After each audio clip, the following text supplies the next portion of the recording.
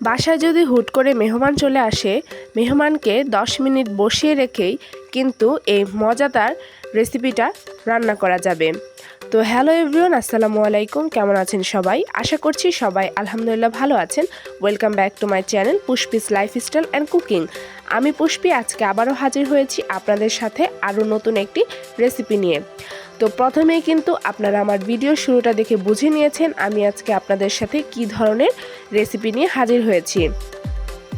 আমি কিন্তু এখানে খুবই অল্প সময়ে খুবই মজাদার একটি ডেজার্ট আইটেম আপনাদের সাথে শেয়ার করতে যাচ্ছি।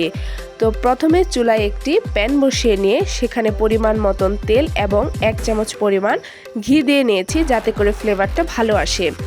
এরপর আমি এখানে লম্বা লম্বা সেমাই হাত দিয়ে খুব ভালোভাবে মুচমুচে করে ভেঙে নিচ্ছি। ভেঙে নেওয়ার পরে এটাকে আমরা খুব ভালোভাবে ভাজা ভাজা করে নেব কিছুটা সময় নিয়ে। ভাজা ভাজা করা হয়ে গেলে সেমাইয়ের কালারটা চেঞ্জ হয়ে আসবে, লাল লাল একটা কালার চলে আসবে। তখনই আমাদের বুঝে নিতে হবে যে আমাদের সেমাইটা ভাজা ভাজা হয়ে গেছে। এই রেসিপিটা খেতে যতটাই মজা, ঠিক বানানোটাও ততটাই সহজ। খুবই অল্প সময়ে এই রেসিপিটা বানানো যায়। তো ভাজা ভাজা হয়ে গেলে আমি এখানে এক এক করে পরিমাণ মতন সব জিনিস অ্যাড করে দেব। আমি এখানে আমার পছন্দ অনুযায়ী চিনিটা অ্যাড করেছি, আপনারা আপনাদের পছন্দ অনুযায়ী চিনিটা অ্যাড করে নেবেন। এবং মিষ্টির ব্যালেন্স ঠিক রাখার জন্য আমি এখানে সামান্য পরিমাণ লবণ দিয়েছি। এগুলো দিয়েও খুব ভালোভাবে আবার এটাকে নেড়েচেড়ে মিশিয়ে নেব।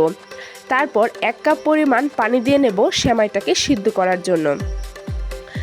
তো পানি দেওয়ার পরও আমি খুব নেড়ে চেড়ে খুব ভালোভাবে মিশিয়ে নেব।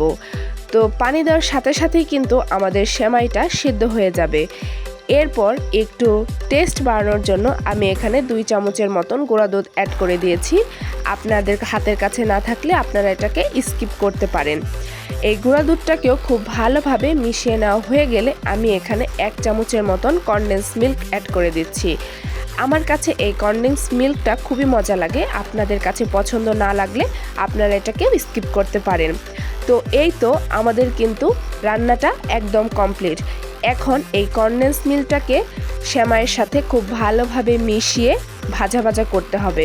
যতটুকু পানি আছে চুলার আঁচটা লো মিডিয়ামে রেখে সেমাইটাকে খুব ভালোভাবে ভাজা ভাজা করে নিতে হবে। যখন কড়াই থেকে সেমাইটা উঠে আসবে তখন আমাদের বুঝে নিতে হবে যে আমাদের সেমাইটা এখন পারফেক্টলি রেডি হয়ে গেছে।